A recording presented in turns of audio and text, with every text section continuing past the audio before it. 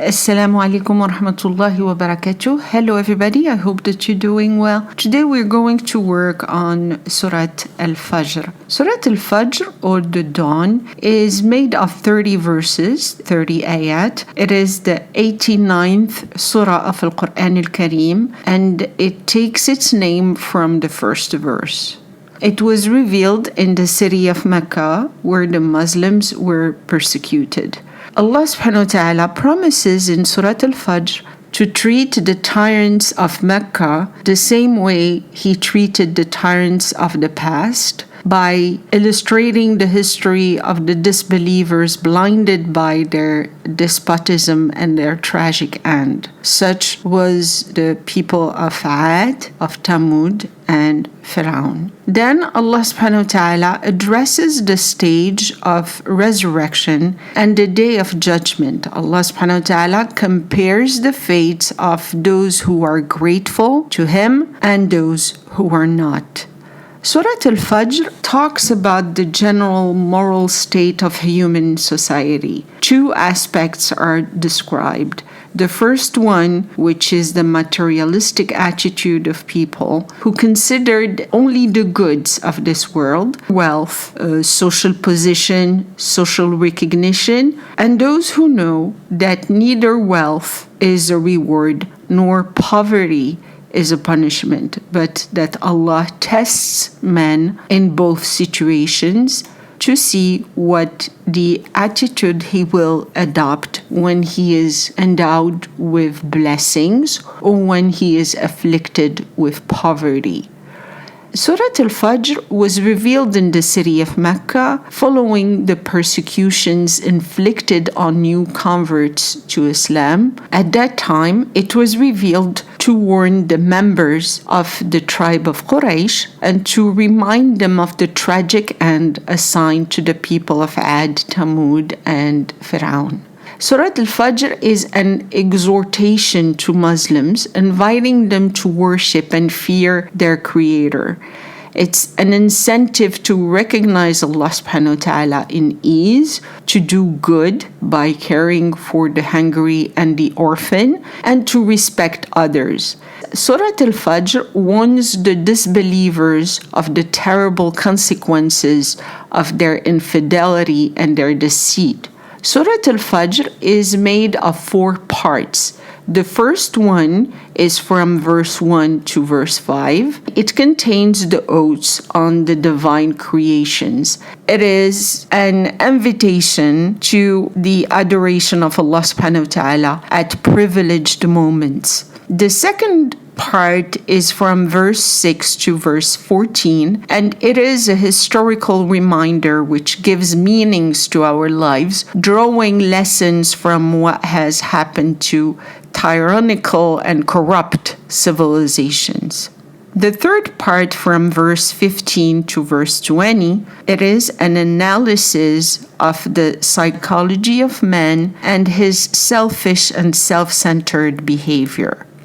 The fourth part, from verse 21 to verse 30, reminds us of the future of everyone, the last judgment day with the delights of paradise or the suffering of hell. Now I'm going to translate Surah Al Fajr ayah by ayah. Bismillahir Rahmanir Rahim. In the name of Allah, the entirely merciful, the specially merciful. Wal Fajr, by the dawn. وَاللَّيَالِ الْعَشْرِ, and by 10 nights. وَالشَّفْعِ وَالْوَتْرِ, and by the pair and the single. وَاللَّيْلِ إِذَا يَسْرِ, and by the night when it is about to pass away. هَلْ فِي ذَلِكَ قَسَمٌ لِذِي حِجْرٍ, is there not in that an oath for those who are mindful? From ayah 1 to ayah 5, Allah subhanahu wa ta'ala begins with oaths.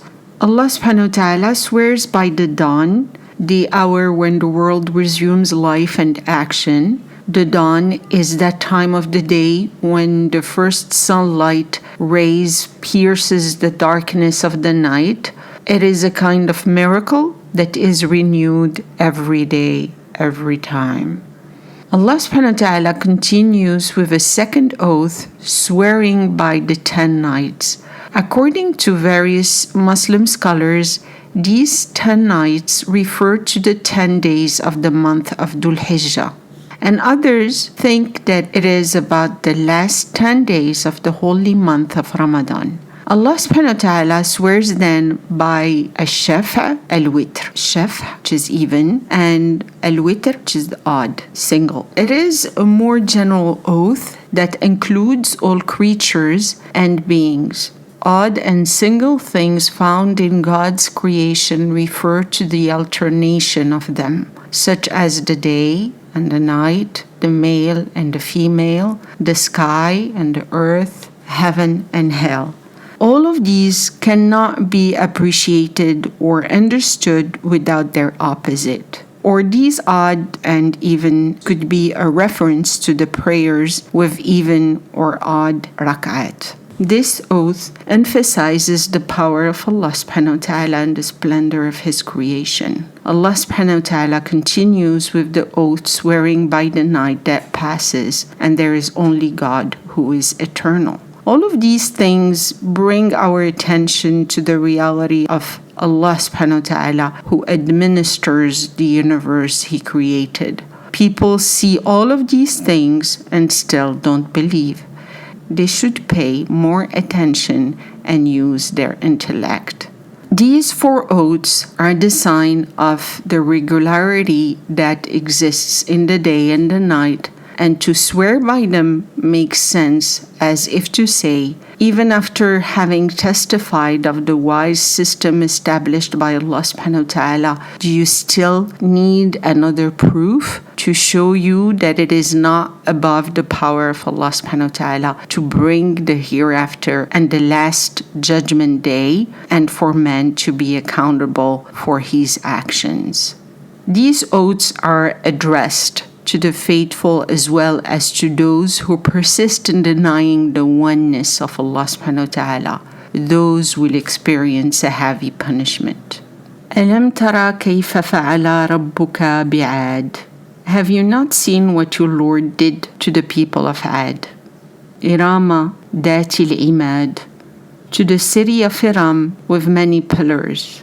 التي لم يخلق مثلها في البلاد. Nothing like it was created amongst the other cities. وَتَمُودَ الَّذِينَ جَابُوا الصَّخْرَ بِالْوَادِ. And to the people of Tamud who hewed out the rocks in the valleys.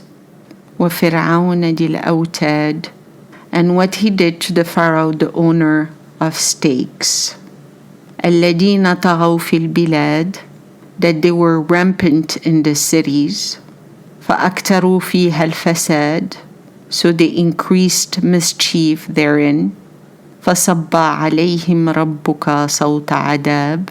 Therefore your Lord whipped them the whip of torment. إِنَّ رَبَّكَ لَبِالْمِرْصَادِ. Most surely your Lord is indeed the most watchful. From Ayah 6 to Ayah 14, Surah Al Fajr gives the example of unjust people like Ad, Tamud, and Pharaoh. Surah Al Fajr gives the example of unjust people. This recall of history is used to exhibit all of Allah subhanahu wa ta'ala's warning. Allah subhanahu wa ta'ala warns us of the terrifying consequences that will be reserved for any wrongdoer. Allah subhanahu wa ta'ala then speaks to the Prophet Sayyidina Muhammad sallallahu alaihi wasallam, asking him if he knows how he dealt with the disbelieving people of the past. Allah subhanahu wa ta'ala cites the unhappy end of Ad, Tamud, and Fir'aun as an example to show that when they transgressed the bounds and installed corruption on earth, Allah subhanahu wa ta'ala extended upon them the punishment. As to say, have you not seen how your Lord dealt with the tribe of Ad?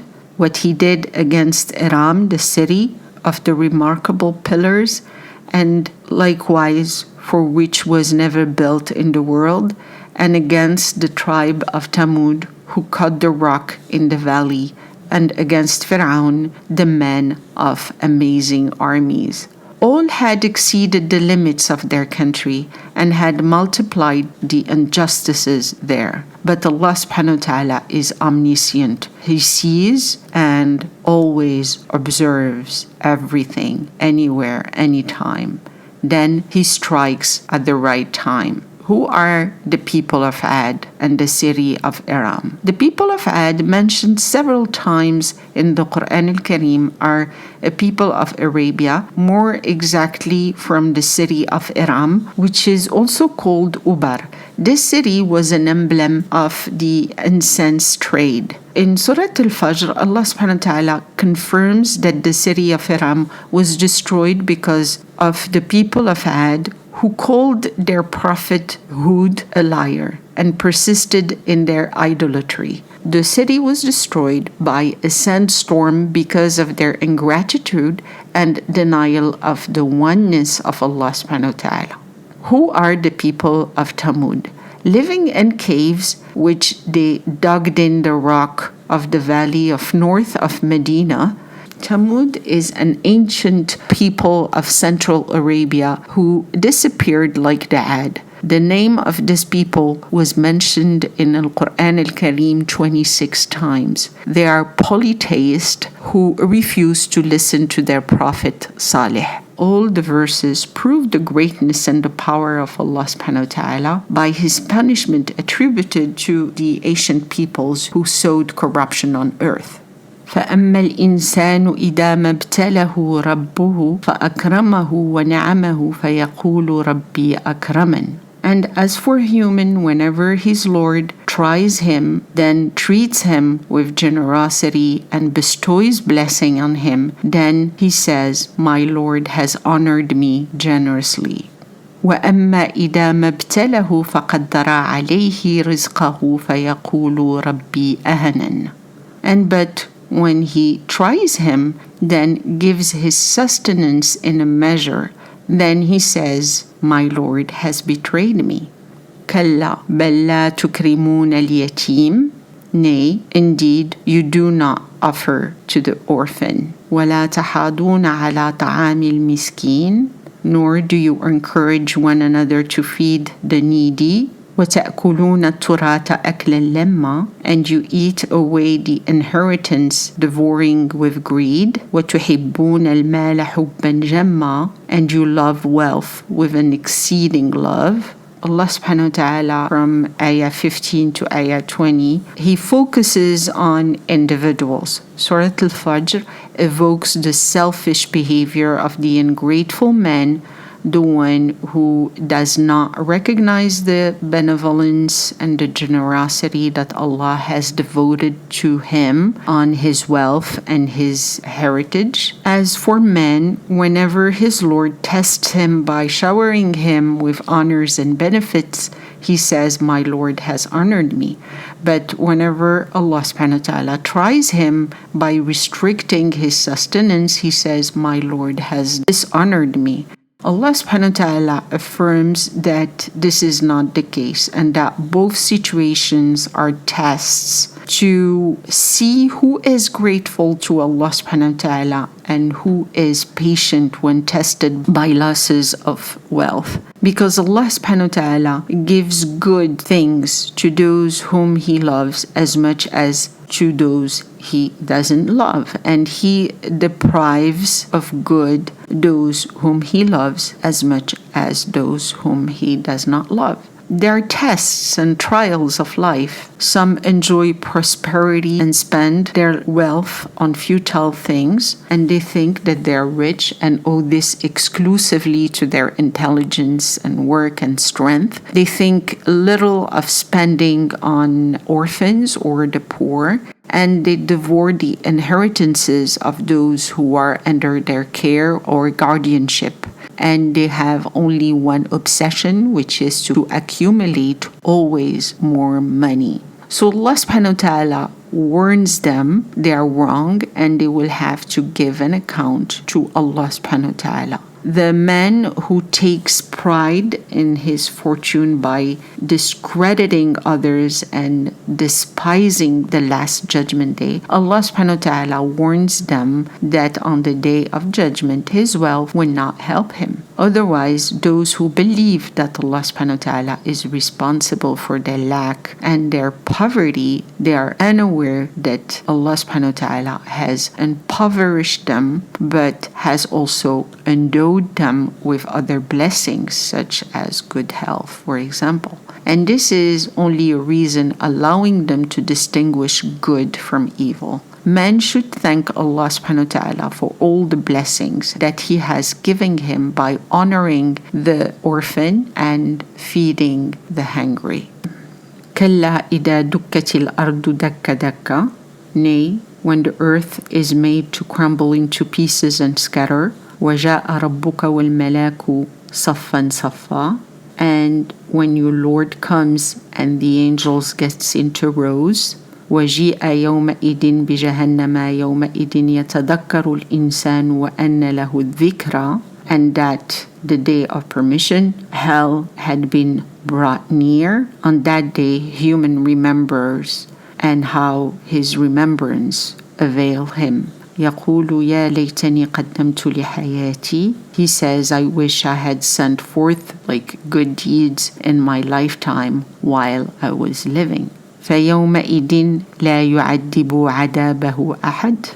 So on that day, none can torment like Allah subhanahu wa ta'ala can do so. ولا يثيق وثاقه أحد. And none can bind like his binding. يا أيتها النفس المطمئنة, O satisfied soul. ارجعي إلى ربك راضية مرضية. Return to your Lord well pleased with Allah subhanahu wa ta'ala and with Allah subhanahu wa ta'ala's pleasure.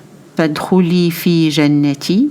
O physical body, then when you have cleansed your soul's heart, and made your spirit reach Allah subhanahu wa ta'ala, enter among my servants, become my servant. وادخلي جنتي, and enter my heaven. From Ayah 21 to Ayah 30 in Surah Al Fajr, Allah subhanahu wa ta'ala describes one of the scenes of the Last Judgment Day. It evokes the dreads of that day to remind everyone of their future. Man has an interest in adopting the right path and listening to the word of Allah to avoid eternal fire. At that time, those who had denied Him will understand what they had not understood before. Despite the teaching and the warnings, nothing will help them. On that day, the disbelievers will be terrified of the reality of their situation. They will say, if only we had done good, and thus prepared ourselves for the hereafter. The surah describes the faith of the disbelievers. Such is the result of the excesses of which certain nations have been guilty, who abused torture of the weak. No one can punish as God can punish. This is a powerful warning, and during these horrors, Allah subhanahu wa ta'ala speaks to believers, telling them, O peaceful soul, return to your Lord satisfied and pleased. So enter among my servant, enter my garden. Allah subhanahu wa ta'ala is pleased with the souls of those who believe and addresses them with kindness and compassion. So go and join my servants in the garden. Such is the reward of those who lead a good life with a kind behavior and a kind personality. At the end of Surah Al Fajr, there are 4 verses that explain the end reserved for the elect, those who bowed with faith and reverence to their Prophet Sayyidina Muhammad sallallahu alaihi wasallam and the Quran al-Kareem, highlighting the reward that Allah subhanahu wa ta'ala has assured them in paradise, where there will be only peace and blessings. Wallahu alam. I hope that this small translation and explanation of Surah Al Fajr was helpful. I wish you the best and goodbye. Wassalamu alaikum wa rahmatullahi wa barakatuh. Bye bye.